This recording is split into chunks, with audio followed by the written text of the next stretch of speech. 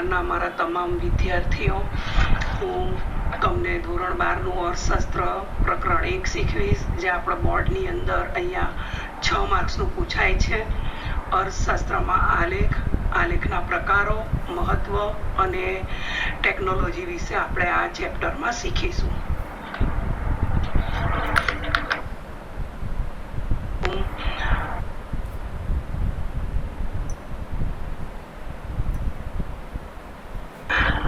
આલેખ અને આકૃતિનો આપણે અર્થ સમજતા પહેલા હું કેટલીક બાબત તમને સમજાવી જાઉં. જેમ કે આપણે લાંબુ સમજાવીએ કોઈકને તો સમજ નહીં પડે કે ભાઈ કઈ કઈ આર્થિક ઘટનાઓનો કેટલી વસ્તી છે, કેટલી શું છે. ત્યારે આપણે આલેખ અને આકૃતિની મદદથી સમજાવીએ તો વ્યક્તિઓને રસ બી પડે અને સરળતાથી સમજી જાય છે. તો એ પહેલા આપણે આકૃતિ અને આલેખ વિશે થોડીક એની સમજૂતી લઈ લઈએ, એટલે કે તમને એનો અર્થ સમજાવી જાઉં. તો આકૃતિનો પેલો અર્થ આપણે લઈએ તો કાર્યકરણના ચલ વચ્ચેનો સંબંધ રેખાંકિત કરવામાં આવે ને જે ચિત્ર આપણને મળે તેને આપણે આકૃતિ કહીશું. બરોબર. આલેખ તો કે સતત આવૃત્તિ ધરાવતી માહિતી અથવા અસ્પષ્ટ માહિતી હોય તો એ અસ્પષ્ટ માહિતી માટે આંકડાશાસ્ત્રની મદદથી સ્પષ્ટતા લાવવામાં આવે અને એ થકી જે ચિત્ર દોરવામાં આવે છે તેને આપણે આલેખ કહીશું. તો આ જે બે વ્યાખ્યા છે તમારે મોડી કરી રાખવાની છે, બોર્ડમાં પણ પૂછાય છે અને આકૃતિ અને આલેખ વચ્ચે તફાવત પણ પૂછાય છે. તમારા માટે આ કંઈ નવું નથી. આપણે ધોરણ 11માં પણ પુરવઠા રેખા, માંગ રેખા એ બધું આપણે શીખી આવ્યા છે, એટલે કંઈ અઘરું નથી. અને આલેખ અને આકૃતિ દોરી વિશ્લેષણ કરો એવું આપણે બોર્ડની અંદર 5 માર્ક્સનું પૂછાશે, એટલે ધ્યાન રાખજો.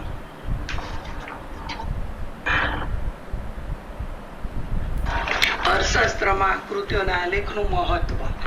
હવે આપણે આ મહત્વ જે છે એ બોર્ડમાં પૂછાય છે, તો તમારે ધ્યાન રાખવાના. આ દરેક મુદ્દા સ્પષ્ટ રીતે તમારે સમજાવવા પડે બોર્ડની અંદર. તો પહેલું જ આપણે લઈએ કે ભાઈ અર્થશાસ્ત્રનો અભ્યાસ આકૃતિઓ અને આલેખો દ્વારા વધુ સરળ અને સ્પષ્ટ બને છે.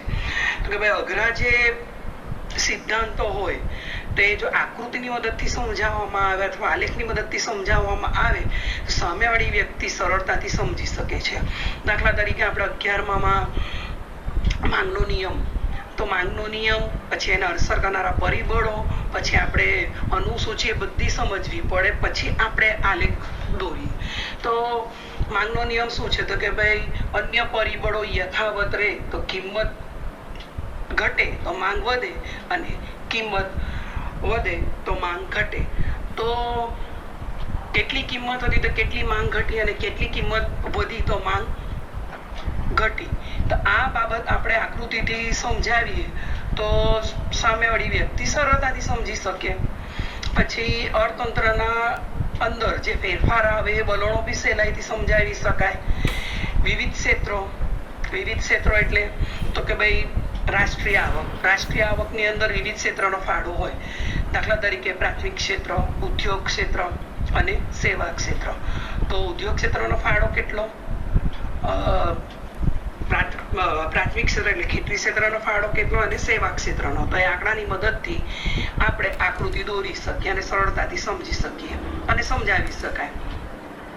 જુદા જુદા વર્ગો, ક્ષેત્રો, સમયગાળા માટે પરિબળોની સરખામણી પણ કરી શકાય કે ભાઈ જુદા જુદા વર્ગો, દાખલા તરીકે આપણે લઈએ તો બે જુદા ક્ષેત્રો, બે જુદા સમયગાળા.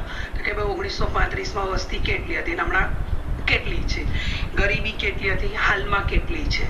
તો કે ભાઈ 2004-05માં ગ્રામ્ય ક્ષેત્રે ગરીબી 41.8% હતી, 2011-12માં 25.7% છે. તો આ વિવિધ અલગ અલગ સમયગાળાને આપણે સરખામણી કરીને આકૃતિ દોરી શકીએ. આકૃતિ દોરીને સમજાવીએ તો સમય અને શક્તિની બચત થાય અને કેટલીક અઘરી બાબતો જે રીતે કે માંગનો નિયમ, પુરવઠાનો નિયમ આપણે સ્પષ્ટ રીતે સમજાવી શકીએ છીએ. અઘરા સિદ્ધાંતો જે હોય એ આકૃતિના આલેખની મદદથી સરળતાથી આપણે સમજાવી શકીએ છીએ. તો આ તમારે મુદ્દા વ્યવસ્થિત રીતે ધ્યાનમાં રાખીને પછી એને સમજાવવાના છે.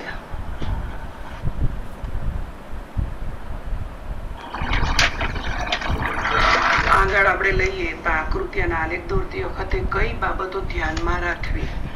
તો કે ભાઈ માહિતી આપી હોય આકૃતિ આલેખ દોરતી વખતે તો એ માહિતી જોઈને એ પ્રકારની પસંદગી કરવી કે આલેખ કે આકૃતિ કયા પ્રકારનો આવશે. કે ભાઈ એક જ પ્રકારની માહિતી છે તો સ્તંભ આલેખ, કે પછી પાસે એની સ્તંભ આકૃતિ, કે વિભાજિત સ્તંભ આકૃતિ, કે વૃત્તાંશ, એ બાબત સ્પષ્ટ કરવી અને પછી આકૃતિ કે આલેખ દોરવું, એટલે કે સ્પષ્ટતા કરવી. પછી ચોક્કસ સ્કેલમાં એટલે કે યોગ્ય સ્કેલમાં આપણે આકૃતિ એકદમ નાની બી નહીં અને એકદમ મોટી બી નહીં હોવી જોઈએ, યોગ્ય સ્કેલમાં હોવો જોઈએ. કે ભાઈ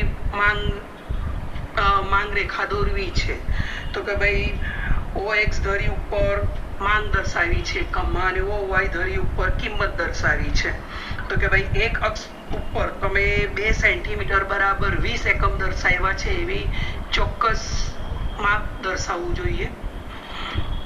પછી આલેખ કે આકૃતિ બંને ધરી પરની વિગતો સ્પષ્ટ દર્શાવી કે ભાઈ OX ધરી ઉપર તમે શું દર્શાવ્યું છે, OX ધરી ઉપર જે ચલ અને અચલ રાશિ આવે કે ભાઈ OX ધરી ઉપર ચલ રાશિ એટલે શું તો કે ભાઈ જેનું એકમ દીઠ મૂલ્ય બદલાય તે ચલ રાશિ, તો જેને આપણે સ્વતંત્ર ચલ તરીકે પણ ઓળખાવીશું તે તમે દર્શાવી છે કે OX ધરી ઉપર તે બતાવો. પછી OY ધરી ઉપર તો કે ભાઈ OY ધરી ઉપર અચલ રાશિ દર્શાવી છે એટલે કે પરતંત્ર અચલ તો કે જેનું મૂલ્ય એકમ દીઠ મૂલ્ય બદલાતું નથી. ચલ રાશિનું એકમ દીઠ મૂલ્ય બદલાય અને અચલ રાશિનું એકમ દીઠ મૂલ્ય બદલાતું નથી. તો એ બધી માહિતી સ્પષ્ટ હોવી જોઈએ. પછી આંકડાકીય માહિતીનો સ્ત્રોત એટલે કે તમારે આંકડા જે છે એ આંકડાકીય માહિતી ખરેખર સરકાર દ્વારા બહાર પડતા એ છે કે ભાઈ NSSO નેશનલ સેમ્પલ સર્વે ઓર્ગેનાઇઝેશન કેન્દ્રીય આંકડાકીય સંસ્થા જે માહિતી બહાર પાડે છે આંકડા ચોક્કસ હોય છે, તેની સીડી પણ બહાર પાડે છે. તો એ બાબત આપણી પાસે જાણકારી હોવી જોઈએ કે આંકડા આપણી પાસે ચોક્કસ છે. આંકડાકીય માહિતી ગણવાની રીત દર્શાવી, દાખલા તરીકે વૃત્તાંશ આકૃતિ દોરવી છે તો એનું જે સૂત્ર છે એ ધ્યાનમાં હોવું જોઈએ કે વૃત્તાંશ બરાબર પેટા મૂલ્ય છેદમાં કુલ મૂલ્ય ગુણ્યા 360 અંશ, એટલે આ રીતે રીત દર્શાવવી.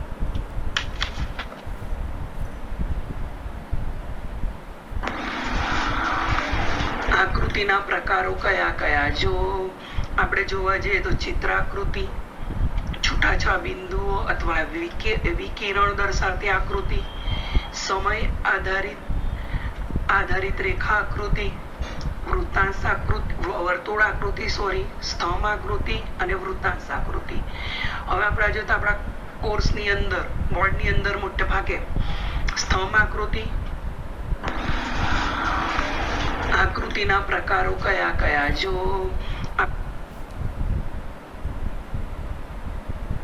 હવે આપણે આગળ વિદ્યાર્થી મિત્રો આપણે આકૃતિના પ્રકારો વિશે સમજૂતી મેળવીશું. આપણે પહેલું લઈએ તો સમય આધારિત રેખા આકૃતિ. જે રેખા આકૃતિ એટલે કે બે ચલ વચ્ચેના સંબંધની રેખા અને તેનો ઢાળ દર્શાવે છે એને આપણે સમય આધારિત રેખા આકૃતિ કહીશું.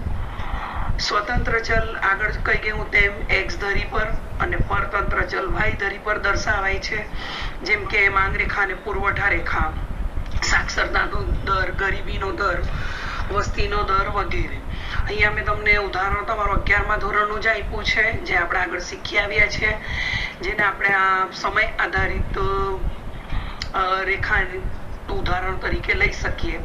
તો કે ભાઈ 50 રૂપિયા જ્યારે દૂધની 1 લીટરની કિંમત હતી ત્યારે દૂધની માંગ હતી લીટરમાં 1, ઘટીને 40 રૂપિયા થયા, માંગ થઈ ગઈ 2 લીટર, 30 થઈ એટલે કે 10 રૂપિયા પાછા ઘટ્યા, દૂધની માંગ થઈ ગઈ 3 લીટર, પાછા 10 ઘટ્યા 4 લીટર. એટલે તમે જુઓ તો અહીંયા માંગનો નિયમ જ રહેલો છે કે ભાઈ અન્ય પરિબળો યથાવત રહે છે, એટલે કે ફક્ત અહીંયા કિંમતમાં જ ઘટાડો થાય છે.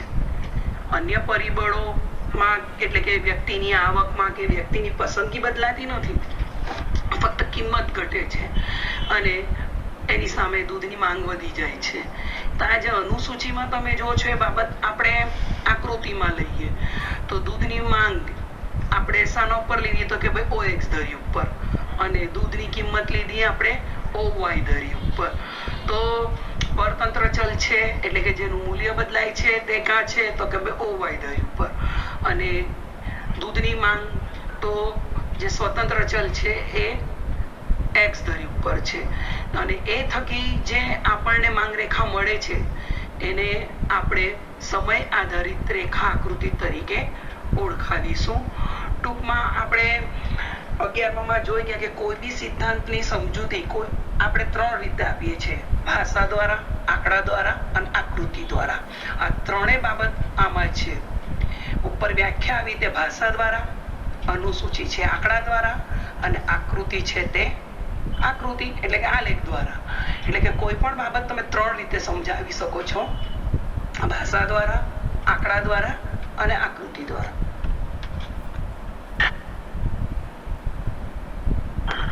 બીજો આપણે આકૃતિનો પ્રકાર લઈએ સ્તંભ આકૃતિ.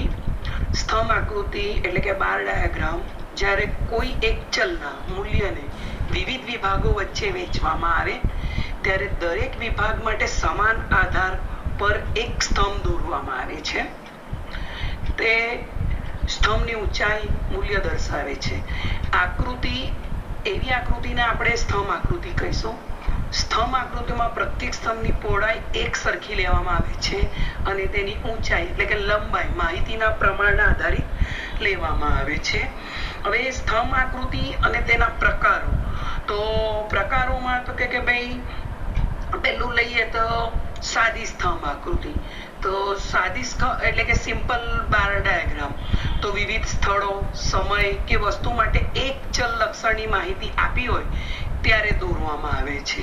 કે ભાઈ કોઈ એક દુકાનદાર છે એ પોતાની વસ્તુ બજારમાં લાવે છે તો કે જાન્યુઆરીમાં લાવ્યો કેટલી, એનું વેચાણ એકમમાં આપણે OY ધરી ઉપર લીધું છે, અને OX ધરી ઉપર આપણે એનો સમયગાળો છે કે ભાઈ જાન્યુઆરી ફેબ્રુઆરીમાં કે 35 એકમો એ લાવ્યો, પછી માર્ચ એપ્રિલમાં તો કે ભાઈ 60 એકમ લાવ્યો. તો એ રીતે તમે એ વેચાણ એકમો દર્શાવી શકો છો. તો એ છૂટા છવાયા જે દૂર દૂર હોય સ્તંભ આકૃતિ આ રીતે દોરાય. મતલબમાં વિવિધ સ્થળ, સમય, વસ્તુ એક ચલની લક્ષણની માહિતી આપી હોય. ટૂંકમાં ધ્યાનમાં રાખજો, એક ચલ એક માહિતી આપી હોય ત્યારે આ સ્તંભ આકૃતિ, સાદી સ્તંભ આકૃતિ દોરવામાં આવે છે.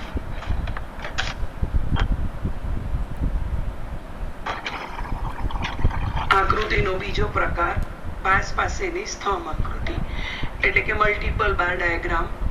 વિવિધ સ્થળો, સમય કે વસ્તુ માટે એક કરતા વધુ ચલ, ધ્યાન રાખજો, એક કરતા વધુ ચલ કે લક્ષણોની માહિતી આપી હોય ત્યારે આ આકૃતિ દોરવામાં આવે છે. દાખલા તરીકે આપણે જોવા જઈએ તો કોઈ દેશની અંદર રાષ્ટ્રીય આવક એટલે કે દેશની આવક કે કયા કયા ક્ષેત્રોમાંથી મળે છે તો કે ભાઈ ખેતી ક્ષેત્ર, ઉદ્યોગ ક્ષેત્ર અને સેવા ક્ષેત્ર. તો હવે આ 3 બાબત 3 ક્ષેત્રો છે. તો આ 3 ક્ષેત્રની આંકડાકીય માહિતી આપી હોય રાષ્ટ્રીય આવકની તો ત્યારે 1 થી વધારે સ્તંભ દોરવામાં આવે છે. તો OX ધરી ઉપર આપણે વિવિધ ક્ષેત્રો લઈએ અને OY ધરી ઉપર રાષ્ટ્રીય આવક લઈએ ટકામાં, અને ઉપર તમારે બતાવવાનું હોય કે ભાઈ પહેલું સ્તંભ તમે કહ્યું તો કે ખેતી ક્ષેત્રનું, તો તમે એમાં વિવિધ રંગ પૂરીને કે વિવિધ ડિઝાઇન કરીને ઉપર પણ તમે ચોરસ બતાવીને બતાવી શકો કે ભાઈ બ્લેક કર્યું છે તે ઉદ્યોગ ક્ષેત્રનું છે, લાઈન કરી છે તે રાષ્ટ્રીય આવક ખેતી ક્ષેત્રની છે કે સેવા ક્ષેત્રની. એવી રીતે તમે દર્શાવીને પછી તમે એનું વિશ્લેષણ કરી શકો. મોટે ભાગે બોર્ડની અંદર આ સ્તંભ આકૃતિ પૂછાય છે. 2 માર્ક્સ આકૃતિ દોરવાના એટલે કે આલેખ દોરવાનું અને વિશ્લેષણ એટલે કે સમજૂતી કરવાની.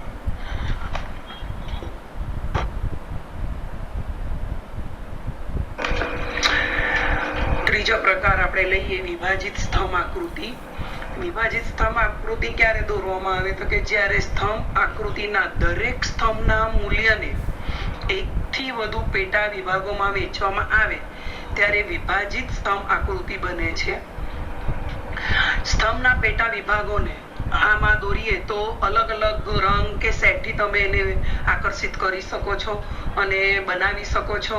દરેક વિભાગમાં જે આંક દર્શાવે છે તે લખવામાં આવે છે, જે તમે આકૃતિમાં જોઈ શકો કે ભાઈ એક કાલ્પનિક આકૃતિ છે આ, કે દર 2 મહિનાના ગાળામાં ગ્રામ્ય અને શહેરી વિસ્તારોમાં કોઈ એક વસ્તુનું વેચાણ થયું છે એકમનું, તો કે ભાઈ જાન્યુઆરી ફેબ્રુઆરી ગ્રામ્ય વિસ્તારમાં 30%, શહેરી વિસ્તારમાં 40%, કુલ થયું 70%. તો આવી રીતે એક જ સ્તંભ ઉપર મૂલ્યને 1 થી વધુ પેટા વિભાગોમાં વેચવામાં આવે ત્યારે સ્તંભ આકૃતિ વિભાજિત સ્તંભ આકૃતિ બને છે, ડિવાઇડેડ બાર ડાયાગ્રામ.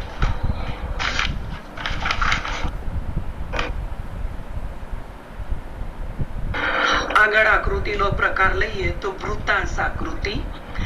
વૃત્તાંશ આકૃતિની વ્યાખ્યા લઈએ તો કે કુલ માહિતીની પેટા વિભાગોને અંશના પ્રમાણમાં જ્યારે દોરવામાં આવે એટલે કે દર્શાવવામાં આવે ત્યારે તેવી આકૃતિ એ વૃત્તાંશ આકૃતિ કહેવાય. વૃત્તાંશ એટલે કે વર્તુળનો અંશ. આપણે નીચેના સૂત્ર દ્વારા તમે સમજાવી શકો. સૂત્ર છે વૃત્તાંશ આકૃતિનું, વૃત્તાંશ બરાબર પેટા મૂલ્ય છેદમાં કુલ મૂલ્ય ગુણ્યા 360 અંશ. તમે આ એક કાલ્પનિક ઉદાહરણ આપેલું છે તે ચોપડી, સ્ટેશનરી વસ્તુ, ફોન, કોમ્પ્યુટર, પેન, નાસ્તો, કપડા, ટકાવારી ખર્ચ, ચોપડીઓ પાછળ, સ્ટેશનરી પાછળ જે કંઈ થાય છે તો વૃત્તાંશની ગણતરી કરી છે કે ભાઈ ચોપડીઓ પાછળ તો કે 20 ગુણ્યા 360 ભાગ્યા 100 બરાબર જે 72 અંશ આવ્યો હોય તમે દર્શાવીને એવી રીતે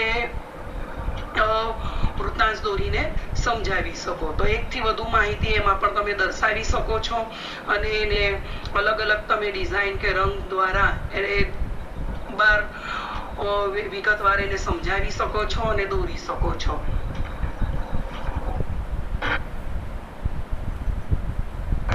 કોમ્પ્યુટર ટેકનોલોજીનો ઉપયોગ વિભાગ ડી ની અંદર 3 માર્ક્સનું પૂછાય છે બોર્ડની અંદર. હવે કોમ્પ્યુટર થી તો હવે કોઈ પણ આપણે તમે પણ અજાણ નથી. કોમ્પ્યુટરનો ઉપયોગ આપણે અવારનવાર કરીએ જ છીએ. તમે મોબાઈલમાં પણ હવે તો કોમ્પ્યુટરનું કામ કરી શકો છો. કોમ્પ્યુટરનો ઉપયોગ કઈ રીતે થઈ શકે તો પહેલું જ લઈએ તો કે પ્રેઝન્ટેશન બનાવવા માટે. પ્રેઝન્ટેશન બનાવવા માટે આપણે અટપટી જ અર્થશાસ્ત્રની અંદર માહિતી આવે, સિદ્ધાંતો આવે, તેને પાવર પોઈન્ટ પ્રેઝન્ટેશન દ્વારા આપણે સરળતાથી સમજાવી શકીએ. દાખલા તરીકે અંદાજપત્રનો પાઠ હોય તો કે ભાઈ 3 સ્લાઇડમાં બનાવીને એને સમજાવી શકીએ. પહેલા સ્લાઇડમાં આપણે અર્થ લઈએ, બીજી સ્લાઇડમાં એના ખાતા, વિગતો અને ત્રીજી સ્લાઇડમાં આપણું દેશનું અંદાજપત્ર દર્શાવીને સરળતાથી સમજાવી શકીએ. બીજું છે તો કે ભાઈ એક્સેલ વર્કશીટ, કે ભાઈ અર્થશાસ્ત્રની અંદર વિપુલ આંકડાકીય માહિતી છે તો એક્સેલ વર્કશીટ દ્વારા એને પ્રોસેસ કરીને સરેરાશ, સહસંબંધ વગેરેના મૂલ્ય ઝડપથી મેળવી શકીને એને વિવિધ પ્રકારની આકૃતિઓ દ્વારા સમજાવી શકાય અને સહેલાઈથી દોરી શકાય. આગળ લઈએ તો અર્થશાસ્ત્રમાં વિવિધ માહિતી માટે કોમ્પ્યુટર પ્રોગ્રામની મદદથી વિવિધ આકૃતિ અને આલેખો દોરવા માટે વિવિધ પ્રોગ્રામ છે. સામાન્ય વર્ડ ફાઇલની અંદર પુરવઠા, માંગરેખા જેવી સરળ આકૃતિઓ આપણે દોરી શકીએ છીએ અને એને સમજાવી શકાય છે ને એ માટે બધા ફોર્મ્યુલા હોય એની જાણકારી હોવી જોઈએ. આગળ લઈએ તો અભ્યાસ સામગ્રી સાચવવા માટે તો કે અર્થશાસ્ત્રની અંદર ઉચ્ચ અભ્યાસ માટે કે સંશોધન માટે જરૂરી બધી જ માહિતી કોમ્પ્યુટર સાચવી શકે છે. કેવી રીતે તો હાર્ડ ડિસ્કમાં, પેન ડ્રાઈવમાં તમે એને સાચવી શકો અને આજીવન એનો ઉપયોગ કરી શકો. એ ઉપરાંત આજના સમયમાં જોવા જઈએ તો ડ્રોપબોક્સ, ગૂગલ ડ્રાઈવ એ બધું માહિતી વ્યવસ્થા પણ ઉપલબ્ધ છે. અન્ય સાધનોની અંદર પણ આપણે જોવા જઈએ તો એડવાન્સ એવા પ્રોગ્રામ છે, SPSS, SHA, ZM, ઈ વ્યૂઝ વગેરે જેવા જે પ્રોગ્રામ છે કે જે આપણી જે માહિતી છે એ વિશાળ માહિતીને આંકડાકીય ગણતરીઓ કરીને આપણને સરળતાથી સમજાવી શકે છે. આપણા આજના યુગમાં, આધુનિક યુગમાં કોમ્પ્યુટરનો ઉપયોગ બધા જ કરે છે અને મોટે ભાગે કરે છે. ટેબ્લેટ, મોબાઈલ ફોન દ્વારા પણ આપણે ટેકનોલોજીનો ઉપયોગ કરીએ છીએ.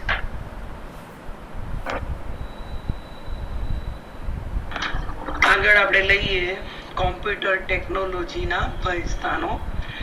તો કોમ્પ્યુટર યંત્ર છે, સાધન છે, અને તે સાધન હોવાથી એ અભ્યાસ સામગ્રી નથી. અભ્યાસની પ્રક્રિયા સરળ કરવામાં એ મદદરૂપ થાય છે. તેનો ઉપયોગ જ્ઞાન કે અભ્યાસની અવેજીમાં થઈ શકે નહીં. ઉપરાંત આપણને કોમ્પ્યુટરના પ્રોગ્રામ અંગેની જાણકારી ન હોય તો ખોટી આકૃતિ, આલેખ દોરી શકાય, ખોટી સરેરાશ મળે વગેરે જેવી મુશ્કેલીમાં આપણે મુકાઈ શકીએ. તો ઘણી વખત કોમ્પ્યુટરમાં મટીરિયલ ખોટી જગ્યાએ સેવ થઈ જાય તો આપણે એ પાછી મેળવી ન શકીએ અને કેટલીક વાર એ ડિલીટ પણ થઈ શકે છે. તો આ બધા એના ભય સ્થાનો છે. તો એ બોર્ડમાં બી પૂછી શકાય કે કોમ્પ્યુટર ટેકનોલોજીના ભય સ્થાન જણાવો, તો તમારે એને વિગતવાર સમજાવવાનું.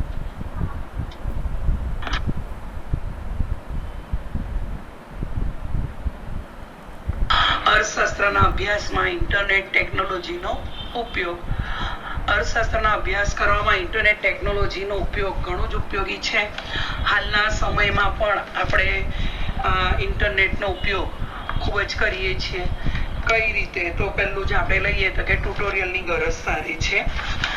તો કઈ રીતે ટ્યુટોરિયલની ગરજ સારી? તો કેટલીક વેબસાઇટ પર આપણા વિષયના પાવર પોઈન્ટ પ્રેઝન્ટેશન, વાંચવાલાયક સામગ્રી વગેરે ઓપન એક્સેસ લિંક પર મૂકવામાં આવે છે.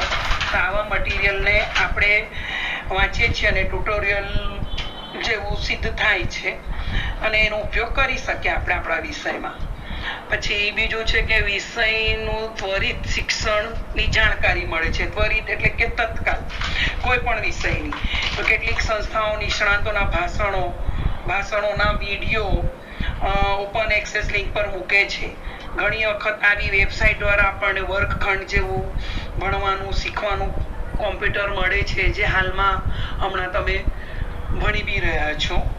દાખલા તરીકે અર્થશાસ્ત્રના અન્ય વિષયમાં વિશ્વવિખ્યાત યુનિવર્સિટીના તજજ્ઞોનું વ્યાખ્યાન પણ આપણને મળે. એ ઉપરાંત વાંચવા લાયક સામગ્રી અન્ય વિષયની, આપણા વિષયની પણ મળી શકે. તો ઇન્ટરનેટ પર વિનામૂલ્યે આવી સેવા ઉપરાંત વિનામૂલ્યે બી હોઈ શકે અને પૈસા ભરીને પણ મળી શકે. ઈ બુક્સ તરીકે આપણે ઈ લાઇબ્રેરી તરીકે આપણે એને ઓળખીએ છીએ હાલના સમયમાં. વિવિધ માહિતી મેળવવા માટે પણ, વિવિધ વિષયની માહિતી મેળવવા માટે પણ આજે ઇન્ટરનેટ ટેકનોલોજીનો ઉપયોગ થાય છે. ઇન્ટરનેટ પર સર્ચ કરીને આપણે અર્થશાસ્ત્રની અંદર ડિગ્રી આપતી કઈ યુનિવર્સિટી છે, કઈ કોલેજો છે, તે તમે સર્ચ કરીને માહિતી મેળવી શકો છો. ઉપરાંત કોઈ પણ વિષયને લગતા જાણકારી મેળવીને તમે સર્ચ કરીને એ માહિતી સચોટ મેળવી શકો છો. અન્ય માહિતી મેળવવા માટે પણ સર્ચ કરીને રેફરન્સ બુક્સ, અર્થશાસ્ત્રીઓ આપેલા વ્યાખ્યાનો, તેમના જે કોટ એટલે કે ટાંચણ વગેરે તમે મેળવી શકો છો. એ ઉપરાંત આંકડાકીય માહિતી મેળવવા માટે પણ ઇન્ટરનેટ આજે ખૂબ જ ઉપયોગી છે. અર્થશાસ્ત્રની અંદર આંકડાકીય માહિતી આપણે જોઈએ છે કે આવે છે વસ્તીની, બેકારીની વગેરે જેવી, રોજગારીનું પ્રમાણ, બેકારીનું પ્રમાણ, ગરીબીનું પ્રમાણ. તો આપણે એ અધિકૃત એની વેબસાઇટ પર જઈએ તો આપણને મળી શકે. બેન્કિંગની માહિતી માટે આરબીઆઈની વેબસાઇટ પર જઈએ. આયાત નિકાસ અંગેની માહિતી માટે વેપાર મંત્રાલયની વેબસાઇટ પર જઈએ. ભારતના અંદાજપત્ર વિશેની માહિતી નાણાં મંત્રાલયના વેબસાઇટ પરથી આપણે મેળવી શકાય. તો આ બધી માહિતી ક્યાંથી આવે છે? તો કે આ માહિતી આ સંસ્થાઓ CSO, NSSO, WHO, SCM, ILO, IMF આ જે સંસ્થાઓ છે એ પોતાની વેબસાઇટ ઉપર નિષ્ણાંતોની મદદથી એકઠી કરીને આ માહિતી આપે છે. આપણે NSSO નું આગળ ફૂલ ફોર્મ જોઈએ, CSO સેન્ટ્રલ સ્ટેટિકલ ઓર્ગેનાઇઝેશન પૂછી શકાય આ ફૂલ ફોર્મ, એટલે તમારે યાદ રાખો. અને આ ક્વેશ્ચન મોટે ભાગે બોર્ડની અંદર પણ ઈ સેક્શનની અંદર 5 માર્ક્સમાં પૂછાય, તો તમારા ટોપિક વાઇઝ સમજાવવાનું.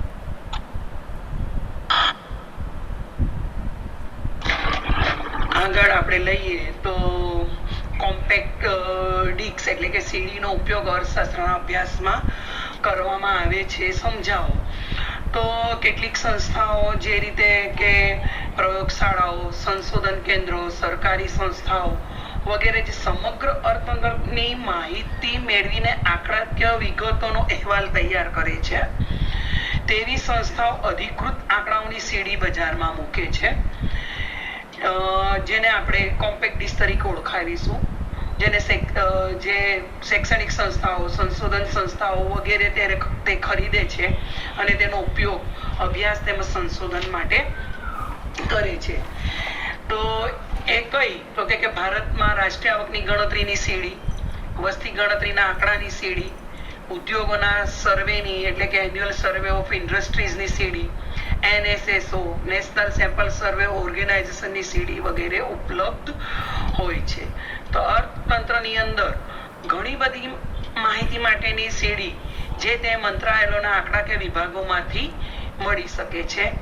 કેટલીક સંસ્થાઓ જેવી કે CMIE centre for monitoring Indian economy વગેરે પણ આ આંકડાકીય માહિતીની સીડી બનાવીને વેચે છે. તો આમ સમગ્ર અર્થતંત્રના મહત્વના આંકડાઓનું સોફ્ટવેર બનાવે છે, જે ખૂબ જ ખર્ચાળ છે અને સંશોધન સંસ્થાઓ અને કંપનીઓ દ્વારા તે ખરીદવામાં આવે છે. તો આપણે આ અર્થતંત્રની માહિતીને આપતી જે સીડી છે એ અનેક પ્રકારના આંકડાઓ એમાં આપેલા હોય છે. એ આંકડાઓ શોધવાનું કાર્ય ખૂબ જ મુશ્કેલ છે. તો અહીંયા આ કોમ્પેક્ટ ડિસ્ક વાપરવાની મુશ્કેલી એક એવી આવી શકે આપણને કે જો આપણી પાસે સોફ્ટવેરનો ઉપયોગ કરવા માટેની જાણકારી ન હોય તો આપણે એનો ઉપયોગ સારી રીતે કરી શકતા નથી. અહીંયા આપણો યુનિટ 1 ચેપ્ટર પૂરો થાય છે. તમારે અહીંયા હોમવર્કની અંદર જે તમે નોટ 200 પાનાની બનાવશો અને જ્યારે તમે મને આ નોટ બતાવવા આવશો ત્યારે તમારે મને 5 માર્ક્સની અંદર જે મુદ્દાસર આન્સર લખવાનું છે એની અંદર તમારે લખીને આવવાનું છે અર્થશાસ્ત્રના અભ્યાસમાં ટેકનોલોજીના ઉપયોગ અંગે સમજૂતી આપો. અને બીજું આકૃતિના પ્રકારો સવિસ્તર સમજાવો.